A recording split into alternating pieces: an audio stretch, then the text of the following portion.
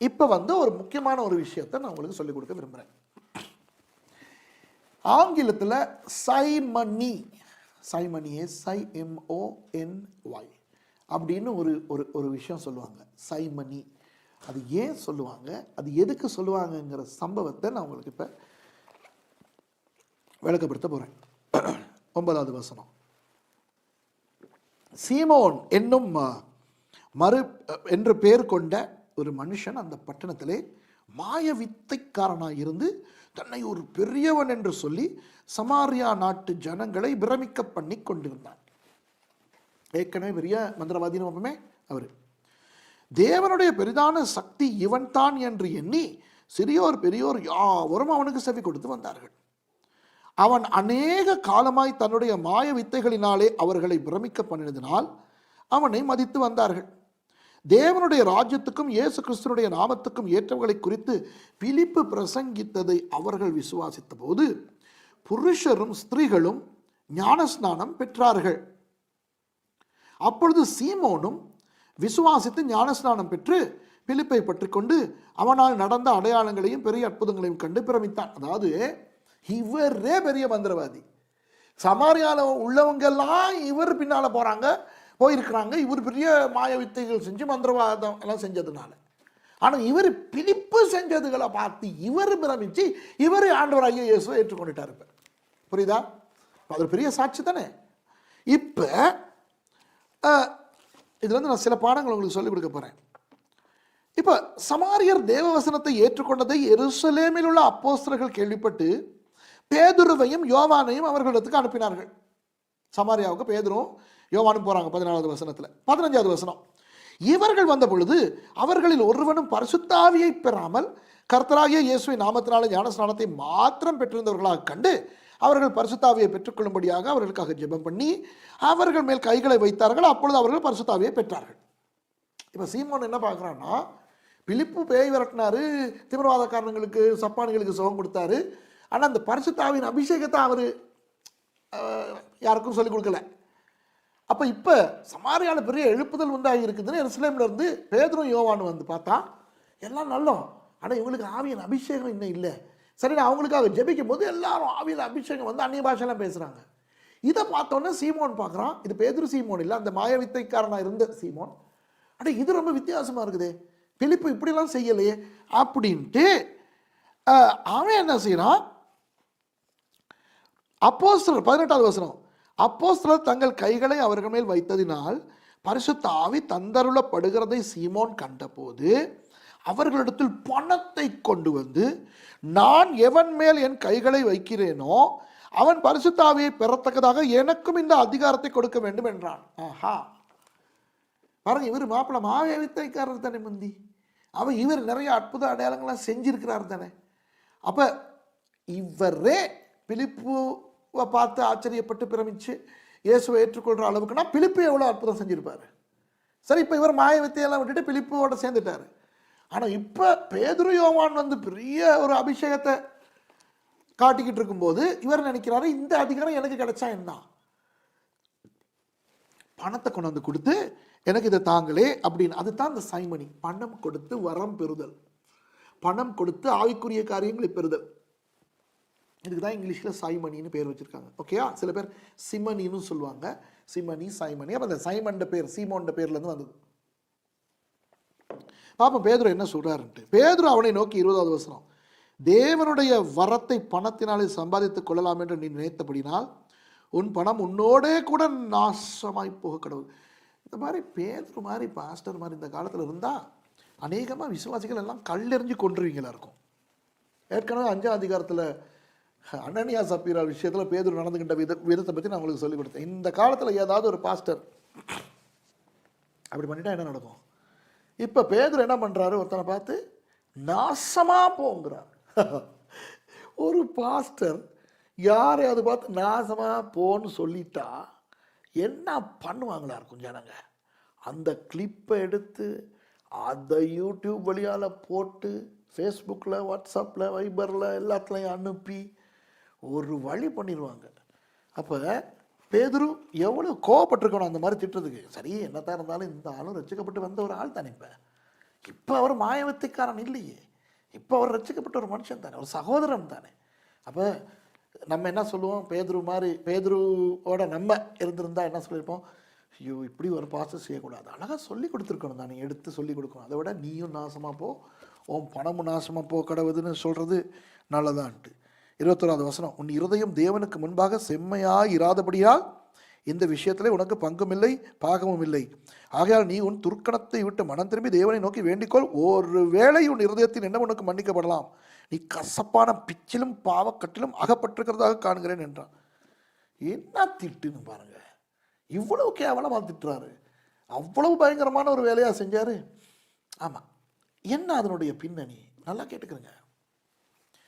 நமக்கு ஒரு பெரிய பாடம் இருக்குது இதில். இப்போ சில பேர் ஊழியத்துக்கு வரும்போது சில விஷயங்களை விட்டுட்டு வரோம் இல்லையா. இப்போ இந்த இந்த இந்த சம்பவத்தை நான் 1 ராஜாக்கள் 17க்கு கொண்டாட போகிறேன். நான் ஒரு ஒரு ஒரு தொடர்பை காட்ட போகிறேன் உங்களுக்கு. பேதுரு இப்படி கூட அனனியா சப்பிராளோட கோபப்படலே. அனனியா சப்பிராளுக்கு சரி செத்தே போனாங்க, அது வேற. ஆனால் இந்த பேதுரு திட்டுற விதத்தை பாருங்க, நீயும் நாசமாக போகணும், உன் பணமும் நாசமாக போகட்டும், இருதயத்தில் துர்க்கணும், இதெல்லாம் ஒரு வேலை மன்னிக்கப்படலாம் நீ மனம் திரும்பினாலும் அப்படின்னு கண்ட மாதிரி கேவலம் பேசுகிறார். நீ கசப்பான பிச்சிலும் பாவக்கட்டிலும் அகப்பட்டிருக்கிறதாக காணுகிறேன். என்ன பெருசாக பண்ணிட்டாரு சீமோன். இவருக்கு தெரியலை இந்த பரிசுத்த ஆவியின் அபிஷேகம் என்னன்னு தெரியலை. இந்த பிலிப்பு வந்து பண்ணின அற்புதங்களை விட கொஞ்சம் வித்தியாசமாக கொஞ்சம் நல்லா இருக்குது. சரி, நீ இவர் பணத்தை கொண்டு போயிட்டு ஒரு காணிக்கையாக கொடுக்குற மாதிரி கூட நினச்சிருக்கலாம்ல. பாஸ்டர் பேதுரு, பாஸ்டர் யோவான், இருந்தாங்க, நான் ஒரு காணிக்கை கொண்டு வந்தேன், ப்ளீஸ் நீங்கள் ஜெபிக்கும் போது இப்படிலாம் நடக்குது, அந்த அதிகாரத்தை எனக்கும் தாங்களே அப்படின்னு தானே கேட்டார். அப்போ அந்த பணத்தை காணிக்கையாக பார்த்துருக்கலாம்ல. ஒரு இப்போ வரங்கள், இப்போ பவுல் கொரிந்து புத்தகத்துக்கு எழுதும்போது என்ன தெரியுமா சொல்கிறாரு, வரங்களை நாடுங்கள்னு சொல்கிறார் இல்லையா, வரங்களை நாடுங்கள். அப்போ வரங்கள் வேணும்னு கேளுங்க, வரங்கள் வேணும்னு ஜெபிங்க, வரங்கள் வேணும்னு ஆசைப்படுங்க. இப்படி பவுல் பிரசங்கம் பண்ணியிருக்கிறாரு, நமக்கு சொல்லி கொடுத்துருக்கிறாரு கொரிந்து புத்தகத்தில். அப்போ இந்த சீமோன் என்ன பெரிய தப்பு பண்ணிட்டாரு. இப்போ சீமோன் என்ன சொல்கிறாரு, நானும் இப்போ நான் ரசிக்கப்பட்டுட்டேங்க, நான் இப்போ மாயவித்தை பண்ணுறது இல்லையே. எவ்வளோ மாயவித்தை காரணம், அதுவும் சமாரியாவில் பயங்கர ஃபேமஸாக மாயவித்தக்காரனாக இருக்கிற அளவுக்கு இவர் பெரிய ஒரு மாயவித்தக்காரராக தான் இருந்திருக்கிறாரு. மொத்தெல்லாம் விட்டுட்டு தானே ஊழியத்துக்கு வந்திருக்காரு, ஆண்டவருக்குள்ளே வந்திருக்கிறாரு. அப்போ வந்து பேதுரு யோவான் 2 பேரையும் பார்த்து, பாஸ்டர் எனக்கும் இந்த மாதிரி அபிஷேகத்தில் ஊழியம் செய்ய ஆசையாக இருக்குது, எனக்கும் தாங்களே பாஸ்டர் இந்தாங்க காணிக்க அப்படின்னு கொடுத்ததில் என்ன பெரிய தவறு, ஏன் இப்படி கிளிக்கணும் சொல்கிறேன் ஏன்ட்டு. நம்ம ஆண்டோட ஊழியத்துக்கு வரும்போது சில விஷயங்களை விட்டுட்டு வரோம். தொழிலோ பணமோ ஜாதியோ படிப்போ அந்தஸ்தோ புகழோ விட்டுட்டு வரோம் இல்லையா. நம்ம எதை விட்டுட்டு வரோங்கிறதுல கவனமாக இருக்கணும். ஏன் தெரியுமா, விட்டுட்டு வாரதை இங்கே உள்ளுக்கு வந்து பற்றி கொள்ள வைக்கிறது தான் பிசாசனுடைய தந்திரம். புரியுதா? இப்போ வந்து நான் உங்களுக்கு அந்த 1 ராஜாக்களில் ஒரு சம்பவத்தை ஞாபகப்படுத்துகிறேன். நீங்கள் 1 ராஜாக்களில் 17ஆம் அதிகாரத்தில் பார்த்தீங்கன்னா, ஆகாப் யெசபேலை திருமணம் செய்வான், சீதோனிய ராஜா ஏத்பாகாலினுடைய மகள். சரி, அது பிரச்சனை தான், நீ நுகத்தில் திருமணம் செய்கிறது தப்பு. அப்புறம் அவன் வந்து தெய்வங்களை கொண்டாரா இஸ்ரவேலுக்குள்ள, அதுவும் ஒரு பெரிய தப்பு தான், விக்கிரக ஆராதனை. ஆனால் ஆண்டவர் கொடுக்குற தண்டனை ரொம்ப வித்தியாசமாக இருக்கும். என்னன்னா, ஆண்டவர் அக்கினி அனுப்பி ஒரே அடியாக சோதம் குமர மாதிரி அழிக்கலை, அல்லது நோவா காலத்தில் மாதிரி வெள்ளத்தை போட்டு அழிக்கலை, அல்லது இன்னொரு நாடு வந்து இஸ்ரவேலை சம்பூர்ணமாக அழிச்சிட்டு போக வைக்கலை. இவங்களை உயிரோட வதைச்சார். எப்படி செஞ்சார், என்ன செஞ்சார், 3 வருஷம் மழை வராமல் பண்ணார். அப்போ 3 வருஷம் மழை வரலை, இவங்க யாரும் சாகலை, ஆனால் உயிரோட தண்ணி இல்லாமல் இருக்கும்போது யோசிச்சு பாருங்க எப்படி கஷ்டப்பட்டுருப்பாங்க. குளிக்க முடியாது, இந்த குளிர்ச்சியாக முடியாது, சுத்தமாக இருக்க முடியாது, ஒழுங்காக தண்ணி குடிக்க முடியாது, வியாதிகள். அதாவது இந்த தண்ணி இல்லாமல் அவங்கள சாகடிக்கவும் இல்லை, ஆனால் உயிரோட வச்சு நிம்மதியாக இருக்க விடவும் இல்லை, வதைச்சார் ஆண்டவர். உண்மையாக முழு வேதத்துலேயும் நீங்கள் பார்த்தீங்கன்னா, அந்த ஆகாப் ராஜாவினுடைய காலத்தில் ஆண்டவர் கொடுத்த அந்த அந்த தண்டனை தான் ஆக பயங்கரமான தண்டனை, மரண தண்டனையை விட பயங்கரம். ஆகானுக்கு கல் எறிஞ்சாச்சு, சரி செத்துட்டான். சோதம் குமராவுக்கு அக்கினி விழுந்துச்சு, சரி அவன் செத்துட்டான். ஜலப்பிரளயம் வந்துச்சு, 40 நாள் மழை பெஞ்சிச்சு, இரவு பகலும், அவன் தண்ணியில் அமைக்கி செத்துட்டான். ஆனால் இவன் 3 வருஷம் உயிரோடு இருக்கிறான். ஆனால் உயிரோடு இருந்துக்கிட்டே சாகிற மாதிரி, தண்ணி இல்லாமல். யோசிச்சு பாருங்க. ஏன்னா இஸ்ரவேலிருந்து துரத்தப்பட்ட, யோசுவா காலத்திலையும் பிறகு தாவீது காலத்திலையும் துரத்தப்பட்ட பாகாலுங்கிற கானானிய தெய்வத்தை அவ திரும்ப கொண்டாந்துட்டான். இங்கிருந்து போனதை திரும்பி கொண்டாடுறது, அதுதான் பிரச்சனை. இப்ப இங்கேயும் சீமோனுங்கிற இந்த மனுஷன் இந்த மாதிரி மாய வித்தைகள் எல்லாத்தையும் விட்டுட்டு தான் ஆண்டவருக்குள்ள வந்தான். அப்ப அந்த மாய வித்தைனா என்ன? இவன் செய்யறதெல்லாம் நடக்கும், இவன் சாபம் போட்டா சாபம் வரும், இவன் யாருக்காவது நன்மை வரும்னா நன்மை வரும். ஏன்னா பிசாசுகளை வச்சு தானே செய்யறது. இன்னைக்கு கூட மந்திரவாதிகள் பிசாசுகளை வச்சு நிறைய வேலை செய்கிறாங்களே, வசியம் பண்ணுவாங்க, அதெல்லாம் நடக்குது தானே. மந்திரவாதிகளை போயிட்டு அவனுக்கு காசு கொடுத்து அந்த ஆள்கிட்ட காலை உடையணும்னா அந்த பிசாசு உடைக்குது தானே. இப்போ நம்ம ஆண்டவருக்குள்ளே இருக்கிற ஜனங்களுக்கு மந்திரம் பலிக்காது, இருந்தாலும் வெளியே சொல்கிறேன். அப்போ சமாரியாவில் இவன் சீமோனுங்கிறவன் மாய வித்தைக்காரனாக இருக்கும்போது அவனுக்கு நிறைய புகழ் இருந்துச்சு இல்லையா. அப்போ இவன் அதை விட்டுட்டு தானே வந்தான். இப்போ இந்த பேதுரு யோவான் செய்கிறத பார்க்கும்போது இவனுக்கு ஒரு ஆசை வந்துருச்சு. என்னன்னா, நான் கைகளை வைக்கும் போதும் ஜனங்களுக்கு இந்த காரியம் நடக்கணும். அப்போ திருப்பி என்ன வரணும்? நான் இந்த மாதிரியான காரியங்களை செய்கிறதுக்கு எனக்கு வல்லமை இருக்குன்னு ஜனங்களுக்கு தெரிய வரணும். அதாவது எதை விட்டுட்டு வந்தானோ அதை இங்கே வந்து ஆசைப்படுறான். இதுதான் ஆண்டவருக்கு பிடிக்காது. இப்போ பாருங்கள், இப்போ நான் இருக்கேன், இப்போ என்னைய தெரிஞ்சவங்களுக்கு தெரியும், என்னை நிறைய இப்போ இந்த நிகழ்ச்சி பார்க்குறவங்க நிறைய பேருக்கு தெரியும். பாஸ்டர்ஸ், நிறைய பாஸ்டர்ஸ் உங்கள் சர்ச்சுக்கு நான் வந்திருக்கேன் பிரசங்கம் பண்ண. நிறைய பேருக்கு தெரியும், நான் ஆண்டவருக்குள்ளே வரத்துக்கு முந்தி நான் ஒரு மேடை பாடகன், நான் ஒரு இசை கலைஞன். ஆயிரக்கணக்கான ஜனங்களுக்கு முன்னால் பாடி கைத்தட்டு வாங்கினவன், பாராட்டு வாங்கினவன். நிறைய பாஸ்டர்ஸுக்கு தெரியும், நீங்கள் என்னைய பாட சொல்லுவீங்க, பாஸ்டர் பாடுங்க. நான் பாட மாட்டேன், கவனிச்சிருக்கீங்களா? பாட மாட்டேன்.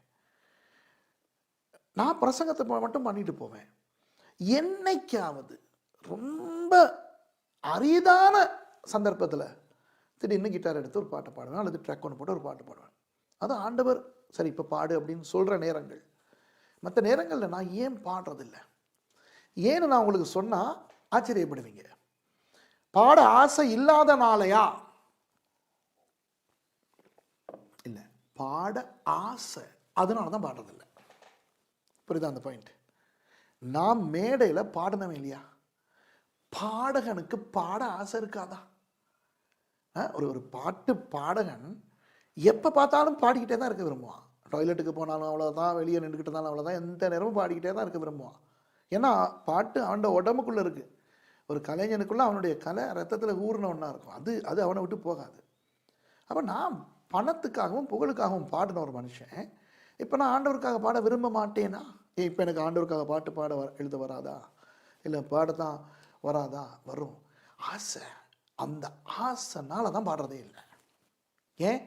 எதை விட்டுட்டு வந்தேனோ அதை நான் இப்போ சபை உள்ளுக்கு எதிர்பார்த்தேன்னு சொன்னால் அதுக்கு தான் இந்த சைமனின்னு பேர்.